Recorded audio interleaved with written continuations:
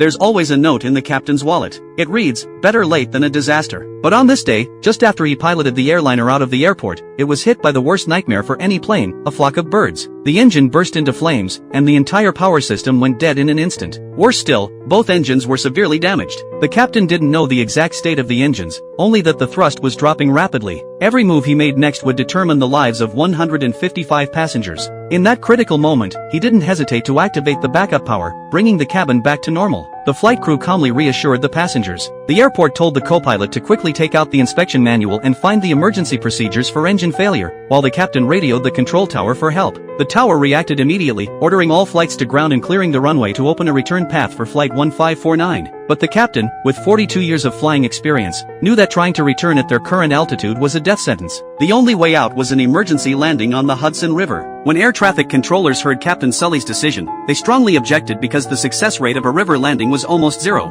To make matters worse, the tower lost contact with the plane. Facing this sudden communication blackout, the captain realized he couldn't rely on outside help anymore. It was all on him. The plane was closing in on the water, but the captain stayed calm. The co-pilot assisted fully, passengers whispered prayers, and some left final messages. The captain adjusted the landing angle one last time. Then the plane slammed into the water at high speed. Miraculously, it didn't break apart or capsize. After sliding a short distance, it stopped steady in the middle of the river. But the harsh test wasn't over. Though the plane was temporarily safe, icy water and unpredictability still threatened the passengers. The captain rushed to the cabin, ordering everyone to put on life vests and evacuate quickly and orderly. Water flooded in instantly, covering the windows. The plane could sink any second. Flight attendants, even with injured legs, ignored their pain and jumped into evacuation work. Front doors opened, life rafts deployed, emergency exits were unlocked, and passengers stood on the wings waiting for rescue. But one terrified passenger jumped into the river, trying to swim to shore. They forgot it was winter with temperatures below zero. Soon, the plane started sinking from the water's erosion. The captain went through the cabin,